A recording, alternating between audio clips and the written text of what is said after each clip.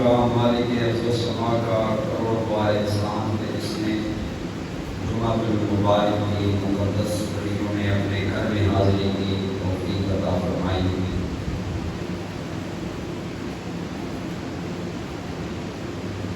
اللہ احکم الحاکمین نے برین و انسان کی رشد و ہدایت کے لیے قرآن کریم اپنی آخری اور اللہ کتاب نازل فرمائی، اور اللہ تعالیٰ نے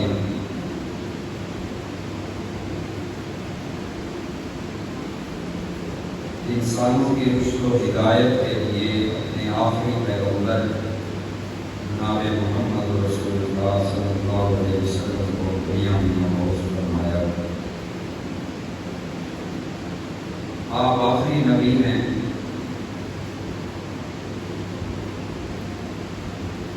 یہ بھی ایک آپ کی ختم نبوت کی دلیل ہے کہ 1400 سال ہو گئے ہیں آپ کے بعد کوئی نبی نہیں آیا۔ پہلے بیک وقت بھی کئی نبی اس دنیا کے اندر رہے۔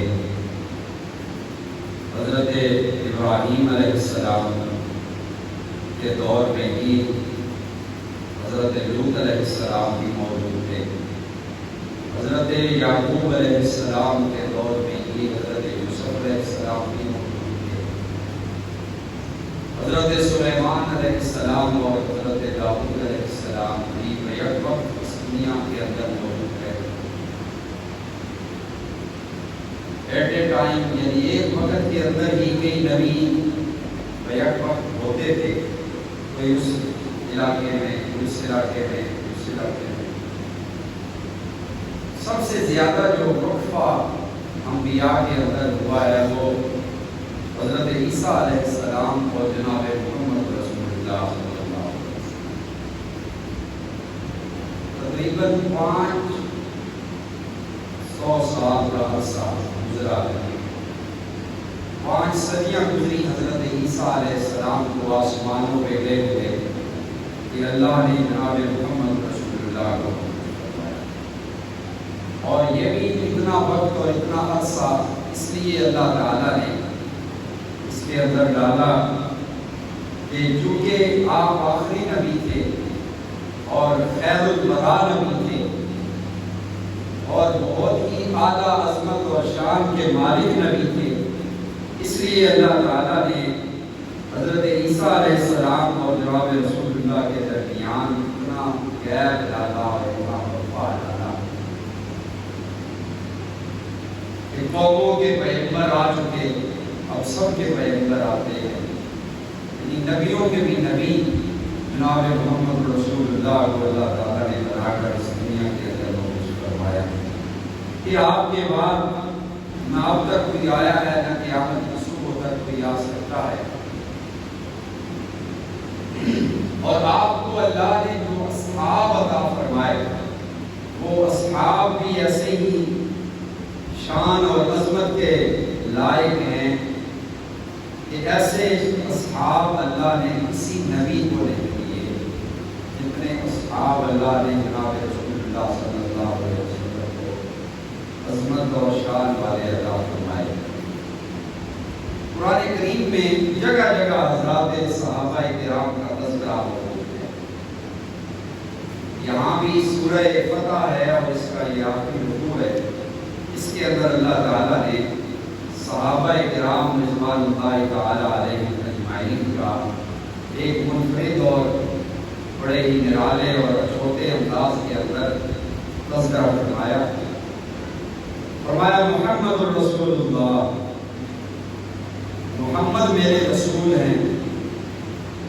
اور اس سے پہلی آیت کریمہ میں اللہ فرماتے ہیں وَالَّذِي أَرْسَلَ رَسُولَهُ بِالْهُدَىٰ وَدِينِ الْحَقِّ، میرا دین وہ دین جو محمد عربی پر میں نے بھیجا ہے وہ تمام ادیان پہ اب غالب آ کر رہے گا، سارے دینوں پہ وہ غالب آ جائے گا۔ اس کی دلیل کیا ہے؟ اس کی دلیل میں اللہ تعالیٰ نے یہ فرمایا کہ محمد الرسول اللہ، اس لیے کہ پہلے نبی تھے، محمد میرے ایسے نبی ہے جو خاتم الانبیاء ہے، اور ان کو میں نے وہ کلمہ عطا فرمایا ہے جس کے اندر ان کی رسالت کا تذکرہ ہے۔ پہلے کسی نبی کی یا کسی رسول کی بھی رسالت کا تذکرہ اس کے کلمے میں موجود نہیں تھا۔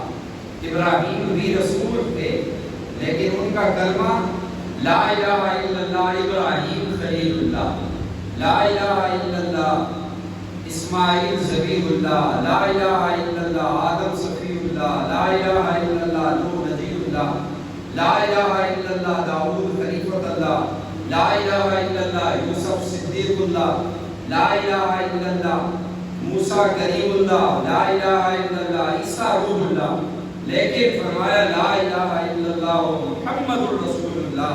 یہ کلمہ چونکہ میرے محبوب کا ایسا ہے، ایک تو یہ اس بات کا اظہار کر رہا ہے کہ اب یہ دین آخری دین ہے، اور یہ دین کامل دین ہے، اور یہ دین تمام ادیان پہ غالب آنے والا دین ہے، اور یہی دین انشاءاللہ قیامت کی صبح تک اب باقی رہے گا، اور یہ دین تمام ادیان پر اس کا غلبہ ہو جائے گا اور اس کا ظہور ہو جائے گا۔ لِيُظْهِرَهُ عَلَى الدِّينِ كُلِّهِ وَكَفَى بِاللَّهِ شَهِيدًا، اور اللہ فرماتے ہیں اس پر میں اکیلا گواہ خود موجود ہوں۔ وَكَفَى بِاللَّهِ شَهِيدًا، میں اللہ گواہی دے رہا ہوں کہ میں اپنے پیارے محبوب کو جو میں نے کلمہ اور دین دیا ہے، اس کو میں سارے ادیان پہ غالب کر دوں گا۔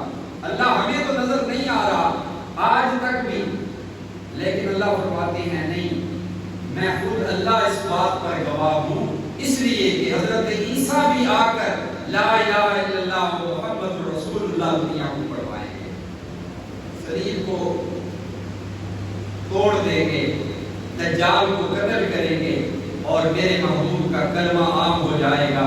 اللہ اس کی دوسری دلیل فرمایا، دوسری دلیل یہ ہے، ایک تو محمد رسول اللہ، محمد میرے لاڈلے اور پیارے پیغمبر ہے، اور دوسری دلیل یہ ہے والذین معہ، پھر اللہ نے پورا رکوع اس پر، یہ پوری آیات آخری اللہ نے سورہ فتح کی اسی پر نازل فرمائی، اور حضرات صحابہ کرام کا تذکرہ اس کے اندر بیان فرمایا والذین معہ۔ دوسری دلیل اس کی یہ ہے کہ یہ میرے محمد کے ارد گرد جو لوگ ہیں نا، اس جیسے اصحاب کسی نبی کو نہیں ملے۔ حضرت موسیٰ علیہ السلام کو اصحاب ملے، تھوڑی سی مشکل آئی، دریا کے کنارے پہنچے حضرت موسیٰ، اور پیچھے بنی اسرائیل کی حضرت موسیٰ کے حواری موجود تھے، لیکن جو ہی دریا کو انہوں نے دیکھا کہ دریا کو کاٹے مار رہا ہے اور پیچھے فرعون کی فوجیں آ رہی ہیں، اگر یہاں پہ کھڑے رہتے ہیں فرعون کی فوجیں آ کر ہمیں مار دیں گی، اور اگر ہم دریا کے اندر کود جاتے ہیں تو ویسے ڈوب کے مر جائیں گے، دونوں طرف موت ہی موت ہے۔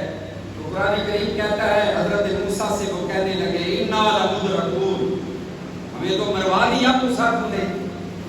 فوراً یہ کہنے لگے، تکلیف دیکھی، مشکل دیکھی، مشکل وقت دیکھا، فوراً کہنے لگے حضرت موسیٰ کے حواری اور ان کے صحابی اِنَّا لَمُدْرَكُونَ، ہمیں تو مروا دیا موسیٰ نے، اب کہاں جائیں گے؟ اب حضرت موسیٰ علیہ السلام فرماتے ہیں اِنَّ مَعِیَ رَبِّی سَیَہْدِینِ، اِنَّ مَعِیَ، صرف حضرت موسیٰ نے واحد کا جملہ بولا ہے کہ اللہ میرے ساتھ ہے، اللہ میرے ساتھ ہے۔ کیوں؟ اللہ اس کے ساتھ ہوتا ہے جس کا توکل اپنے اللہ پہ ہوتا ہے۔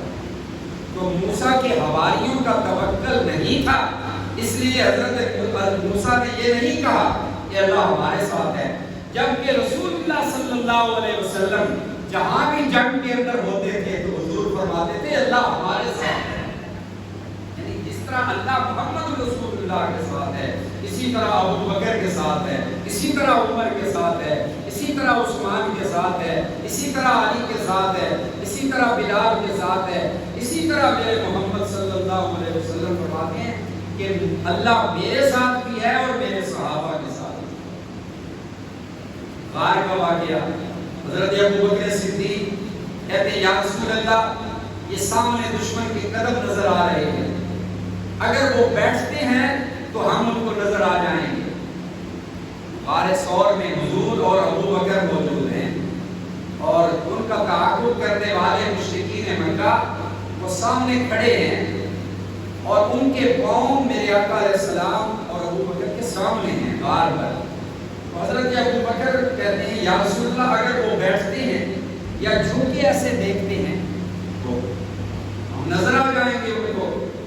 میرے آقا علیہ السلام نے فرمایا اذ یقول لصاحبہ، قرآن کریم کہہ رہا اذ یقول لصاحبہ لا تحزن ان اللہ معنا، اے ابو بکر فکر اور غم نہ کر میرا۔ حزن کہا ہے رسول اللہ صلی اللہ علیہ وسلم نے۔ اب یہاں پر جو دشمن صحابہ ہے ابو بکر کا دشمن وہ کہتا ہے کہ دیکھو غار میں ابو بکر کو اپنی فکر پڑ گئی، دشمنوں کو دیکھا تو کہنے لگا یا رسول اللہ صلی اللہ علیہ وسلم یہ ہمیں مار دیں گے۔ ابو بکر ڈرنے لگا۔ ابو بکر اگر ڈرتا تو گھر سے ہی نہ آتا، ابو بکر اگر ڈرتا تو گھر سے ہی محمد رسول اللہ کے ساتھ نہ آتا۔ دیکھو نا کیسے دشمن ہے نا، تو آج بھی وہ کہہ رہا ہے۔ ابو بکر نے کہا یا رسول اللہ وہ دیکھو سامنے آ گئے ہیں اور ہمیں وہ مار دیں گے۔ حالانکہ قرآن کریم نے لا تخف نہیں کہا، خوف ہوتا ہے اپنی جان کا، حزن ہوتا ہے دوسرے کی جان کا۔ خوف کس کا ہوتا ہے؟ دشمن کا۔ اپنی جان سے اگر کوئی ہو نا کہ میری جان کو، تو وہ کیا آپ بولتے ہیں کہ مجھے خوف ہے، مجھے ڈر ہے۔ میرے آقا نے قرآن میں یہ نہیں کہا اذ یقول لصاحبہ لا تخف، قرآن کے الفاظ دیکھ لیا، قرآن نے یہ نہیں کہا اذ یقول لصاحبہ لا تخف، اے ابو بکر خوف نہ کر، بلکہ میرے آقا نے فرمایا، اور یہ حضور کے جملے ہیں جو قرآن نقل کر رہا ہے، اذ یقول لصاحبہ لا تحزن، اے ابو بکر میرا فکر نہ کر، میرا غم نہ کر۔ دوسرے کی جان کا غم ہوتا ہے، اپنا خوف ہوتا ہے۔ اگر قرآن کہتا لا تخف پھر ہم مانتے کہ ابو بکر کو اپنی جان کا خوف تھا۔ قرآن کہہ رہا ہے اذ یقول لصاحبہ لا تحزن، اور پھر قرآن نے تو ایک اور بہت بڑا واضح نقطہ ظاہر کر دیا، فرمایا اذ یقول لصاحبہ، محمد نے کہا اپنے صحابی سے، کس سے کہا؟ اذ یقول لصاحبہ، اپنے صحابی سے کہا۔ معلوم ہوا ساری کائنات کی صحابیت میں شک ہو سکتا ہے، ابو بکر کی صحابیت تو قرآن بتا رہا ہے۔ اور آج ابو بکر کی اوپر بھی لوگ یعنی بار کرنے سے نہیں رہتے، کوئی اور کس باغ کی مولی ہے؟ ابو بکر صدیق نے باغ چھین لیا سیدہ کا، اور ابو بکر نے خلافت چھین لی علی کی۔ علی تو شیر خدا ہے، علی تو حیدر کرار ہے، ان سے بڑا کوئی چیز چھین سکتا ہے؟ وہ تو مشکل کشا ہے تمہارے، ان سے کوئی کیسے چھین سکتا ہے؟ اللہ اکبر۔ مظلوم بھی ان کو ظاہر کیا جاتا ہے اور مشکل کشا بھی ظاہر کیا جاتا ہے۔ دو چیزیں تو نہیں ہوتی، جو مشکل کشا ہو وہ مظلوم نہیں ہوتا، جو مظلوم ہو وہ مشکل کشا نہیں۔ بہرحال قرآن کریم کیا کہہ رہا ہے؟ محمد الرسول اللہ والذین معہ، دوسری دلیل آپ کے دین کی سارے دینوں پہ غالب ہونے کی وہ یہ ہے کہ میرے محبوب ہم نے آپ کو صحابہ وہ عطا فرمائے ہیں کہ جیسے صحابہ کسی نبی کو نہیں ملے۔ والذین معہ، ان کی نشانیاں کیا ہیں؟ والذین معه اشداء علی الکفار، وہ کافروں کے لیے سخت ہے، کافروں کے لیے سخت ہے۔ کافر چاہے اپنے مقابلے میں اپنا جتنا بھی قریبی کیوں نہ ہو، وہ اسلام کو اہمیت دیتے ہیں، کسی کافر کی طرف وہ اس رغبت سے نہیں دیکھتے کہ یہ میرا قریبی ہے۔ اشداء علی الکفار، اس کا میں نے شاید پہلے آپ سے عرض کر دیا تھا۔ اب آئیے ذرا اگلی طرف، رحماء بینہم، آپس میں رحم دل ہیں، آپس میں رحم دل ہیں۔ کیسے رحم دل ہیں کہ اگر کوئی دشمن بھی آ جاتا ہے نا کلمہ پڑھ کے، تو پھر وہ اس کے ساتھ وہ دشمنی ظاہر نہیں رکھتے، ان کے سامنے ایمان ہوتا ہے۔ رسول اللہ کے سامنے وحشی آیا، فتح مکہ کے دن بھاگ گیا، پھر مدینہ طیبہ میں حضور تشریف لائے تو پیغام بھیجا، یا رسول اللہ میں آنا چاہتا ہوں۔ اور وحشی وہ ہے جس نے سب سے زیادہ میرے آقا کو کا پیارا چچا شہید کیا تھا، 13 ٹکڑے کیے تھے حضرت سیدنا حمزہ رضی اللہ تعالی عنہ کے، دل نکالا تھا، کلیجہ نکالا تھا، ٹکڑے بنائے تھے، ہار بنایا تھا، ہندا کو دیا تھا، ہندا نے گلے میں ڈالا تھا، منہ میں چبایا تھا اور کہا، محمد عربی کو پہاڑی پہ کھڑے ہو کر کہا تھا ہندا نے کہ اے محمد دیکھ میرے ہاتھ میں تیرے چچا کا کلیجہ ہے۔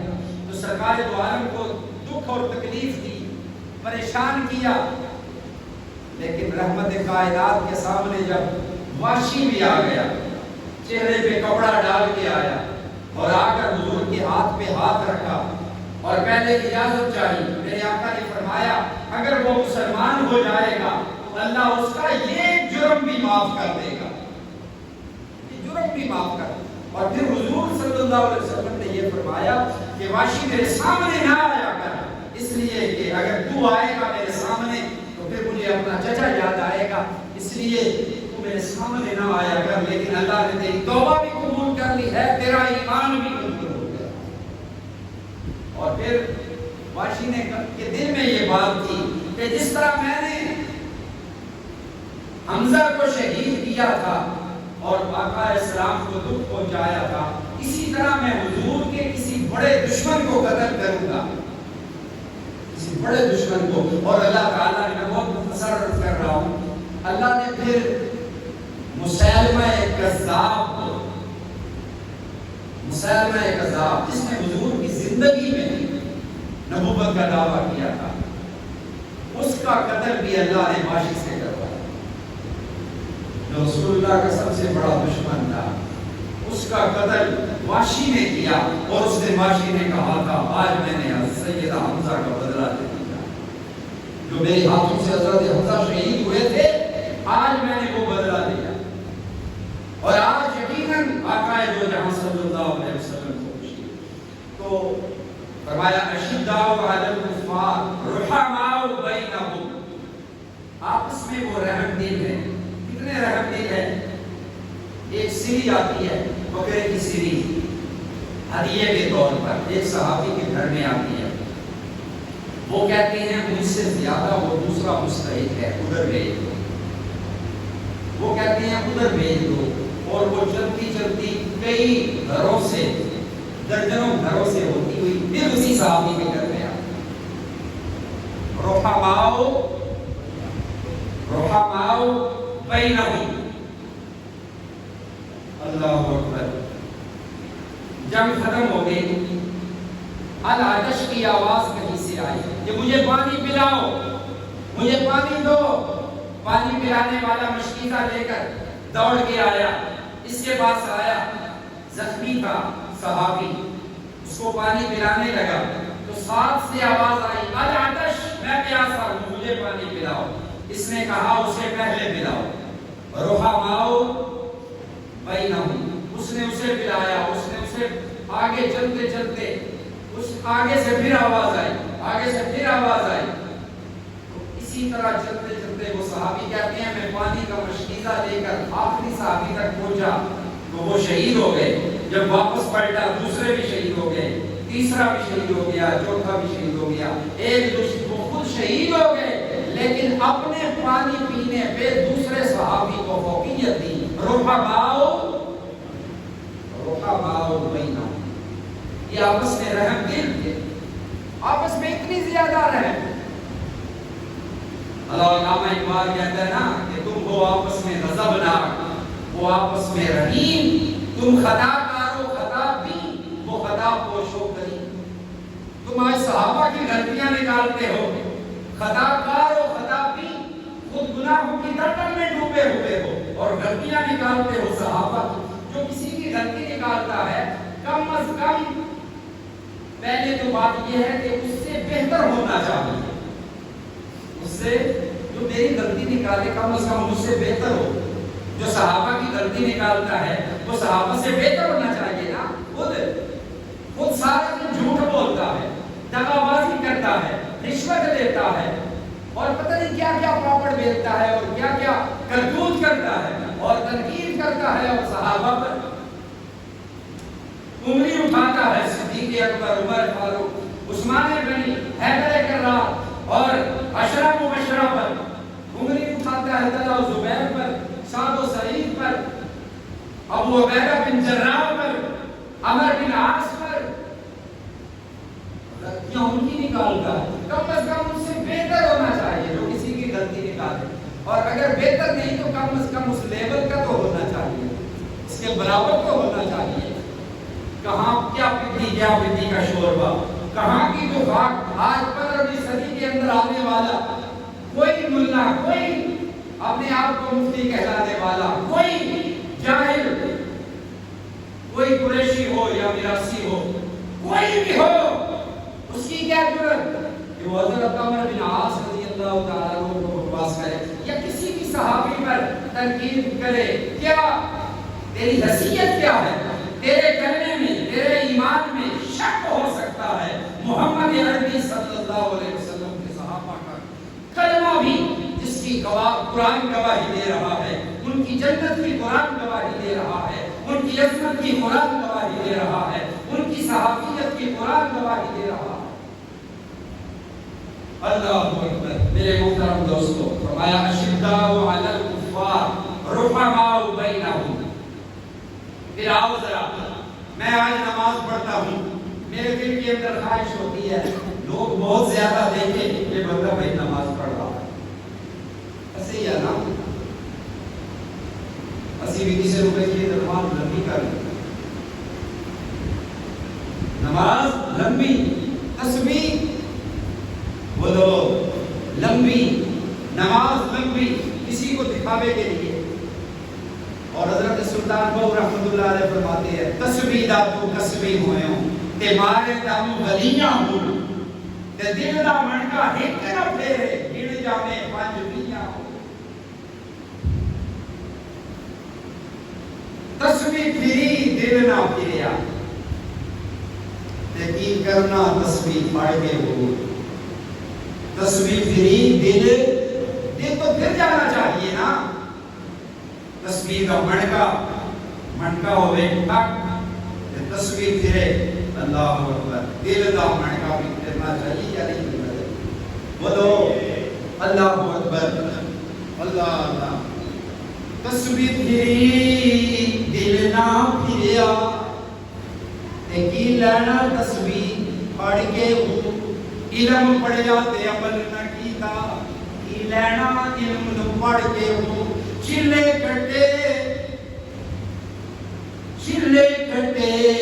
نیت نہ بدلی تے کی لینا چلیاں پڑھ کے ہو۔ تے جاگ بنا دودھ جم دے نہیں پاویں لال ہوون کڑ کے ہو۔ اللہ اللہ۔ میرے آقا علیہ الصلوۃ والسلام کے صحابہ فرمایا دوسری نشانی یہ ہے کس کی؟ اسلام کے ظہور کی، اسلام کے دنیا میں غالب ہونے کی دوسری نشانی اور دوسری وجہ کیا ہے؟ فرمایا ہم نے محمد رسول اللہ کو صحابہ کو عطا فرمائے ہیں جو ابو بکر ہے۔ غزوہ تبوک کا موقع ہے، امام الانبیاء جناب محمد رسول اللہ صلی اللہ علیہ وسلم فرماتے ہیں کون ہے جو تبوک والوں کے لیے چندہ لے کر آئے گا؟ میرے آقا علیہ السلام کا صحابی ابو بکر صدیق چپکے سے گھر چلا گیا اور گھر میں جا کر اپنا مال اکٹھا کیا اور سارا مال حتیٰ کہ اپنے جو کپڑے تھے نا وہ بھی اتار دیے اور ان کی جگہ پہ ٹاٹ کا لباس پہنا. وہ قیمتی لباس تھا. ابو بکر مالدار تھے, مال والے تھے, مکے کے جج تھے, دنیا کے اعتبار سے بھی ریشم کا کاروبار یمن سے شام تک پھیلا ہوا تھا. حضرت سیدنا ابو بکر صدیق کا پورے عرب کے اندر ان کے ریشم کا کاروبار تھا, امیر آدمی تھے. اپنا لباس بھی اتارا, ٹاٹ کا لباس پہنا, ٹاٹ تہمت بھی بنایا, اوپر بھی پہنا, بوری اور کانٹے کے بٹن لگائے. چاندی کے بٹن تھے ابو بکر کے, چاندی کے بٹن لگایا کرتے, وہ بھی اتارے کہ یہ بھی کسی مجاہد کے کام آئیں گے, یہ بھی میدان جہاد میں محمد رسول اللہ کے کام آئیں گے. اب اللہ ابو بکر میرے محمد کے پاس آئے, اپنے گھر کا سارا سامان اکٹھا کر کے رکھا مسجد نبوی کے اندر. سرکار دو عالم نے پھر کہا کون ہے جو مال لائے؟ رومیوں کے ساتھ مقابلہ ہے, شامیوں کے ساتھ مقابلہ ہے, اور وہ بڑی سپر پاور ہے اس دور کے. کون ہے جو اور مال لائے؟ حضرت عمر گئے, اپنے گھر کا آدھا سامان نصف کیا, آدھا کیا, 50-50 کیا, آدھا حضور کے گھر, حضور کے مسجد کے اندر لا کے رکھ دیا, آدھا اپنے اہل و عیال کے لیے رکھا. حضرت عثمان رضی اللہ تعالی عنہ میرے آقا کے پاس آئے, کان میں آ کے عرض کی یا رسول اللہ صلی اللہ علیہ وسلم 100 اونٹ عثمان کی طرف سے قبول فرمائے. اور یہ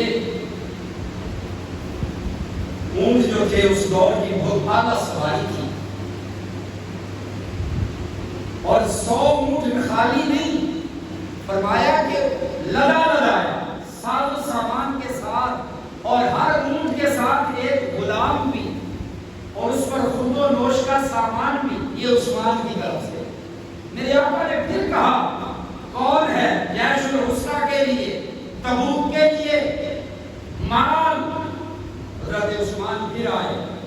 اب جب آنے لگے نا کہ کان میں آ کے کہوں گا, حضور نے فرمایا وہیں کھڑے کھڑے بتا دو, اس لیے کہ جب ایسا موقع ہو اس وقت اس اپنی نیکی کا اظہار کرنا چاہیے تاکہ لوگوں کے اندر شوق پیدا ہو.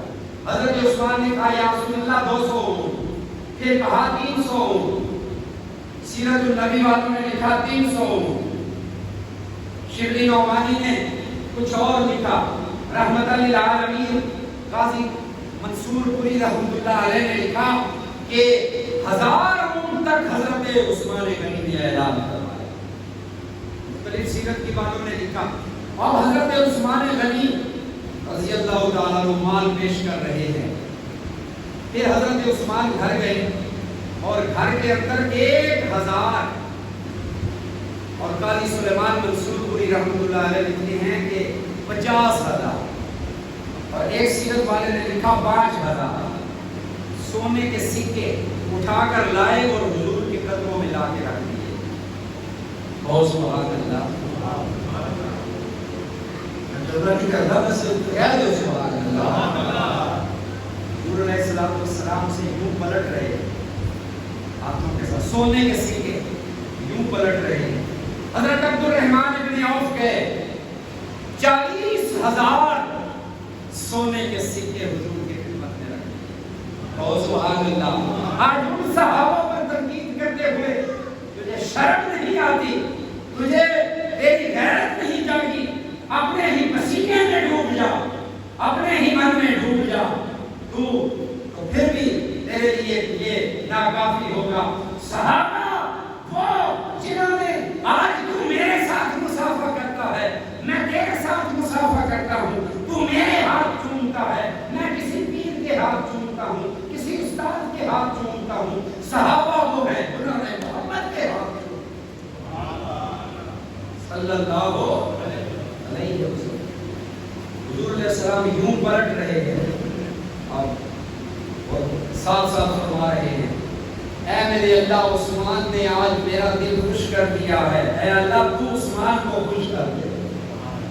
اور فرمایا ما ذر عثمان ما عمل بعد هذا اليوم، آج کے بعد عثمان کا کوئی عمل اسے نقصان نہیں دے سکتا۔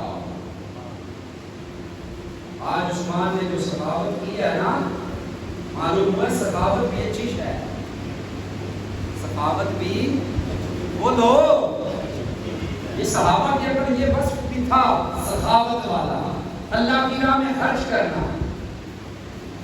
اور یہ جو اللہ کی راہ میں خرچ کرنا ہوتا ہے، اس سے بہت سارے گناہ جھڑتے ہیں۔ قرآن کریم میں اب کسی نے روزہ رکھ کے توڑ دیا، اب یہ روزہ رکھنا کس کا حق ہے؟ اللہ کا حق ہے نا۔ لیکن ایک غلام آزاد کرے، 60 روزے رکھے، اور اگر ان دونوں کی ہمت نہ ہو تو پھر اللہ فرماتے ہیں میرے بندوں کو روٹی کھلا، میرے بندوں کو، میری مخلوق کو کیا کر، کھانا کھلا، میں تیرا یہ گناہ معاف کر دوں گا۔ اپنی بیوی کو ماں کہہ دیا، اللہ جرم کیا بہت بڑا، اس کا کیا کفارہ ہے؟ فرمایا اس کا کفارہ یہی ہے کہ میرے بندوں کو روٹی کھلا، میرے بندوں کو کھانا کھلا، میں عرش پہ خوش ہو جاؤں گا، اور جب میں عرش پہ خوش ہو جاؤں گا تو تیرے لیے میں جنت کا سرٹیفکیٹ تجھے عطا کر دوں گا، تیرے گناہ معاف کر دوں گا۔ معلوم ہوا گناہوں کا کفارہ سخاوت میں ہے، اللہ کے بندوں کو کھلانے میں ہے۔ کھلایا کریں آپ نے، اطعموا الطعام، رحمت کائنات نے فرمایا کہ لوگوں کو کھانا کھلایا کرو، افشوا السلام، ہر ایک کو سلام کیا کرو، راستے میں جاتے ہوئے کوئی واقف ہے نہ واقف ہے مسلمان، اسے سلام کیا۔ آج لوگ سلام کرنے سے بھی گئے، سلام سے بھی گئے ہم، یہ ٹیلی فون جب سے آیا تو پھر تو سلام بالکل ہیلو ہیلو سے بات شروع، السلام علیکم بہت کم ہوتا ہے، اللہ ہمیں توفیق عطا فرمائے۔ حضور نے فرمایا افشوا السلام، اطعموا الطعام، وصلوا الارحام، صلوا باللیل والناس نیام۔ تو بہرحال میرے آقا علیہ السلام کے صحابہ کون سے صحابہ؟ اللہ فرماتے ہیں رحماء بینہم تراہم۔ میں عرض کیا کر رہا تھا، میں نماز پڑھتا ہوں نا، آپ گواہی دیتے ہیں، میں نے عبید اللہ کو نماز پڑھتے دیکھا، کوئی اور نماز پڑھتا ہے، میں کہتا ہوں وہ بندہ نماز پڑھ رہا تھا، گواہی دیتا ہوں۔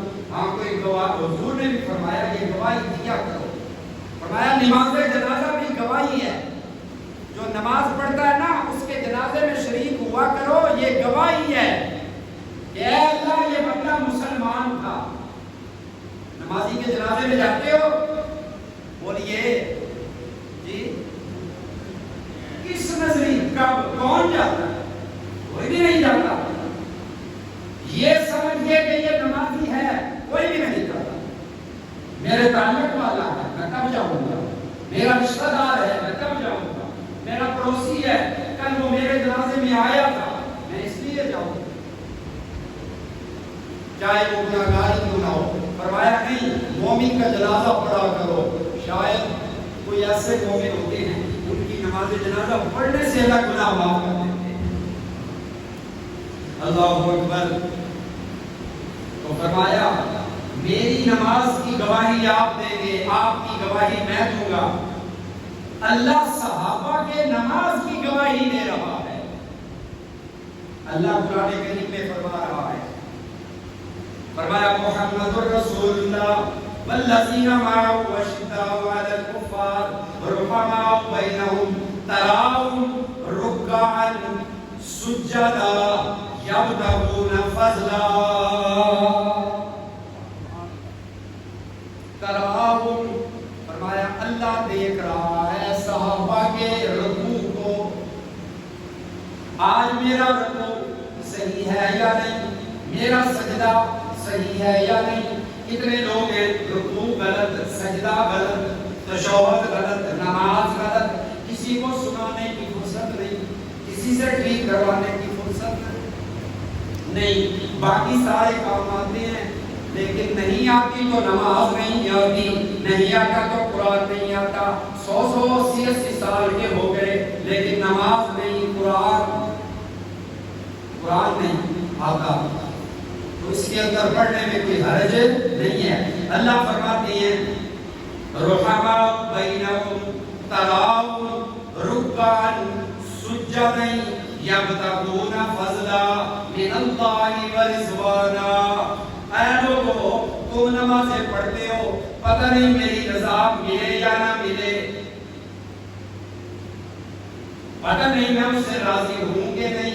کیوں؟ اس لیے کہ اللہ کے محبوب نے فرمایا میں اس کی عبادت کیسے قبول کروں کہ جس کا کھانا حرام، جس کا اوڑھنا حرام.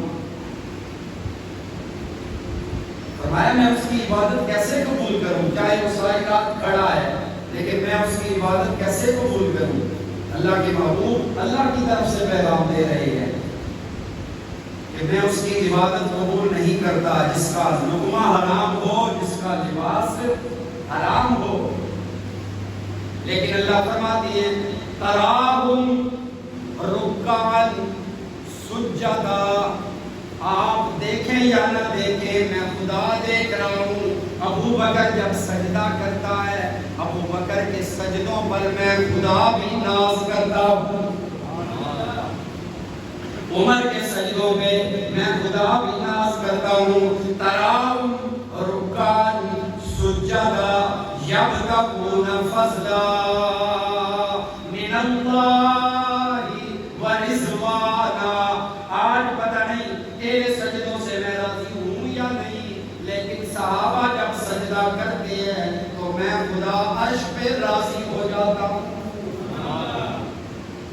رضوانا، ان کو تو رضوان مل گئی، ان کو تو میری رضا مل گئی، ان کو تو میری رضا کا پروانہ مل گیا دنیا کے اندر. تراہم رکعا سجدا یبتغون فضلا من اللہ ورضوانا سیماہم فی وجوہہم من اثر السجود. فرمایا جب صحابہ چلتے ہیں نا تو راستہ بھی بتاتا ہے کہ یہ صحابی رسول جا رہا ہے. حضرت حسن بصری رحمۃ اللہ علیہ فرماتے ہیں اور بہت سارے محدثین، حضرت عبداللہ بن مبارک رضی اللہ تعالیٰ عنہ، وہ فرماتے ہیں کہ اگر 1000 کا مجمع تابعین کا ہوتا، ان میں ایک صحابی ہوتا نا، ایک صحابی ہوتا اور 1000 تابعین ہوتے تو پہچانا جاتا تھا کہ یہ صحابی رسول ہے. من اثر السجود، ان کے چہرے بتاتے تھے کہ یہ رب کی رضا والے لوگ ہیں، اللہ کی رضا والے لوگ ہیں. یہ کسی اور سے ڈرنے والے لوگ نہیں ہیں، کسی اور سے تمنا رکھنے والے لوگ نہیں ہیں. تراہم رکعا سجدا یبتغون فضلا من اللہ ورضوانا سیماہم فی وجوہہم من اثر السجود ذالک مثلہم فی التوراۃ ومثلہم فی الانجیل. فرمایا ہم نے یہ صحابہ کی شان صرف قرآن میں بیان نہیں کی، ہم نے یہ صحابہ کی شان تورات میں بھی بیان کی ہے، انجیل میں بھی بیان کی ہے. ذالک مثلہم فی التوراۃ ومثلہم فی الانجیل کزرع اخرج شطأہ فآزرہ فاستغلظ فاستوى علی سوقہ یعجب الزراع لیغیظ بهم الکفار.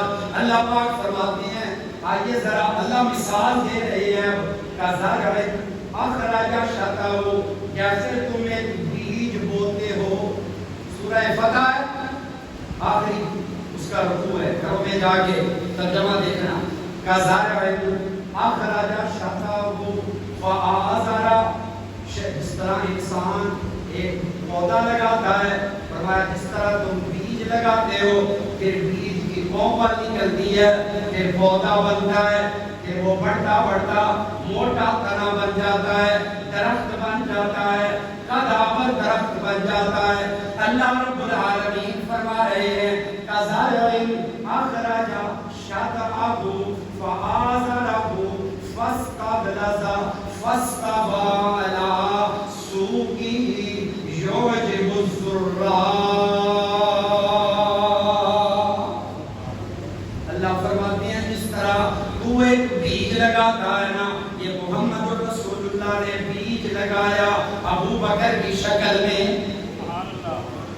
اللہ قرآن میں مثال دے رہا ہے، حضور کا پہلا بیج ہی ابو بکر ہے، اور ابو بکر پھر لے کر آئے حضرت عثمان کو، ابو بکر خرید کر لائے بلال حبشی کو، عمر آئے، حمزہ آئے، سارے صحابہ۔ اللہ فرماتے ہیں کَزَرْعٍ، جیسے تو زراعت کرتا ہے اسی طرح اللہ نے بھی یہ زراعت کی ہے، محمد الرسول اللہ سے یہ پودا لگوایا ہے، اسلام کا پودا، دین کا پودا، کلمے کا پودا۔ فرمایا جس طرح ایک ظاہری شکل کے اندر قرآن کریم میں نے نازل کیا ہے اور یہ قرآن قیامت کی صبح تک رہنے والا ہے، اسی طرح اللہ کے پیغمبر نے جو ایک معاشرہ ترتیب دیا ہے ابو بکر صدیق کی شکل میں، عمر فاروق کی شکل میں، عثمان غنی کی شکل میں، حضرت سیدنا حیدر کرار کی شکل میں، حضرت سعد و سعید کی شکل میں، طلحہ زبیر کی شکل میں، حضرت سیدنا بلال کی شکل میں، حضرت عمر بن العاص کی شکل میں۔ اللہ رب العالمین فرماتے ہیں کَزَرْعٍ أَخْرَجَ شَطْأَهُ فَآزَرَهُ فَاسْتَغْلَظَ فَاسْتَوَىٰ عَلَىٰ سُوقِهِ يُعْجِبُ الزُّرَّاعَ لِيَغِيظَ بِهِمُ الْكُفَّارَ۔ اللہ فرماتے ہیں کہ میں نے محمد الرسول اللہ سے یہ پودا لگوایا ہے، اب یہ پودا قدامت درخت بن گیا ہے اور اتنا بڑا درخت بن گیا ہے حضور کے صحابہ کی شکل میں۔ اے اللہ اسے اس کا ذکر قرآن کے اندر کرنے کی کیا ضرورت ہے؟ اللہ فرماتے ہیں جب بھی تم میرے محمد کے اس پودے کا ذکر کرو گے لِيَغِيظَ بِهِمُ الْكُفَّارَ، تو کافروں کے دل سکڑ جائیں گے۔ صحابہ کے تذکرے سے کافروں کے دل لِيَغِيظَ بِهِمُ الْكُفَّارَ، کافر غیظ کے اندر آ جائیں گے، غضب کے اندر آ جائیں گے۔ لِيَغِيظَ بِهِمُ الْكُفَّارَ، اللہ فرماتے ہیں جس طرح تم دشمن کو جلانے کے لیے تذکرے کرتے ہو نا، اسی طرح میں صحابہ کے دشمن کو جلانے کے لیے قرآن میں صحابہ کے تذکرے کرتا ہوں۔ جو دشمن ہے صاحب، اسی لیے مفسرین کرام نے لکھا حضرت شاہ عبد القادر محدث دہلوی رحمۃ اللہ علیہ نے اور شاہ عبد القادر حضرت شاہ عبد القادر دہلوی رحمۃ اللہ علیہ نے، جنہوں نے سب سے پہلے اردو کے اندر ترجمہ کیا، شاہ ولی اللہ محدث دہلوی کے صاحبزادے، انہوں نے یہی لکھا ہے کہ معلوم ہوا صحابہ کرام کے تذکرے سے جس کا دل جلے وہ مسلمان ہے۔ لِيَغِيظَ بِهِمُ الْكُفَّارَ۔ اور پھر آؤ آگے یاد تھا ہم تو صحابہ کو ماننے والے ہیں، بس آخری بات، یا اللہ ہم تو صحابہ کو ماننے والے ہیں، ہمارے لیے کیا ہے؟ ہمارے لیے بھی کوئی انعام ہے یا نہیں؟ اللہ فرماتے ہیں لِيَغِيظَ بِهِمُ الْكُفَّارَ وَعَدَ اللَّهُ الَّذِينَ آمَنُوا وَعَمِلُوا الصَّالِحَاتِ مِنْهُمْ مَغْفِرَةً وَأَجْرًا عَظِيمًا۔ جڑے صحابہ دے غلام نے انہاں واسطے وعد اللہ نے وعدہ کیتا ہے، اللہ نے وعدہ کیتا ہے، جڑے صحابہ دے غلام نے انہاں واسطے اللہ دا وعدہ ہے۔ وعد اللہ الذین آمنوا، سورہ فتح آخری آیت، وعد اللہ الذین آمنوا وعملوا الصالحات منہم مغفرۃ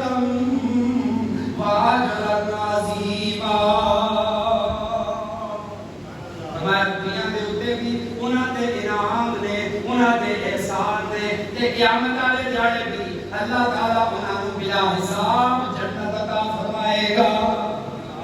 جنہیں صحابہ دا لڑ پڑیا, جنہیں صحابہ دے نال یاری لائی, اس واسطے کہ صحابی کون ہوتا ہے؟ صحابی وہ ہوتا ہے جڑے محمد دے قدماں دے اندر آیا تے محمد نے انہوں رنگ لا دیتا.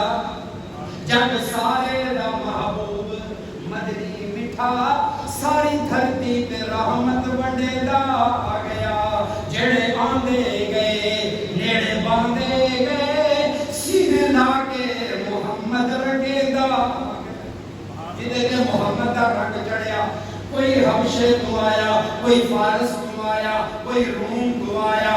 ابو بکر بڑھیا, ابو بکر صدیق آئے, صدیق اکبر بڑھ گئے, عمر آئے, فاروق اعظم بڑھ گئے, عثمان آئے, ذوالنورین بڑھ گئے, علی آئے, حیدر کرار بڑھ گئے, معاویہ آئے, سید السیاست بن گئے, حنظلہ آئے, رسول الملائکہ بن گئے, عبداللہ بن عباس آئے, رئیس المفسرین بن گئے, عبداللہ بن مسعود آئے, رئیس المحدثین بن گئے. اور میرے محترم دوستو ابو ہریرہ آئے, حافظ الحدیث بن گئے. میرے آقا دے قدم وچ جڑا بھی آیا آندے گئے نیڑے باندے گئے سینے لا کے محمد رنگے دا آ گیا. کوئی صدیق بنیا صداقت دے وچ, کوئی فاروق بنیا عدالت دے وچ, کوئی صاحب حیا ہے سخاوت دے وچ, تے کوئی خیبر دے در نوں پٹیندا آ گیا. کوئی فارس تو آ کے تھیاسی قدر حضرت سلیمان فارسی, کوئی فارس تو آ کے تھیاسی قدر کہ میں رومی تے رحمت دی حالی نظر کہ میں حبشی دے کیتا عشق اثر مارا کھا کے بھی کلمہ سمیندہ گیا.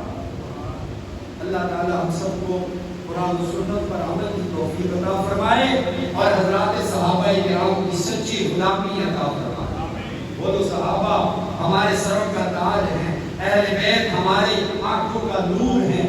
صحابہ کے بغیر اسلام کوئی نہیں ہے اور اہل بیت کے بغیر ایمان کوئی نہیں ہے. ایمان آئے گا اہل بیت کی محبت سے, اسلام آئے گا صحابہ کی محبت سے. اسلام دیکھ لو آج بھی جو جس کے دل میں صحابہ کی محبت نہیں, نہ نماز, نہ روزہ, نہ کلمہ, نہ درود, نہ حج, نہ زکات, وہ اعمال سے دور ہو جائے گا. صحابہ کی محبت ہی در حقیقت اسلام کی محبت ہے, اس لیے کہ وہ اسلام کی اساس ہیں, اسلام کی بنیاد ہے.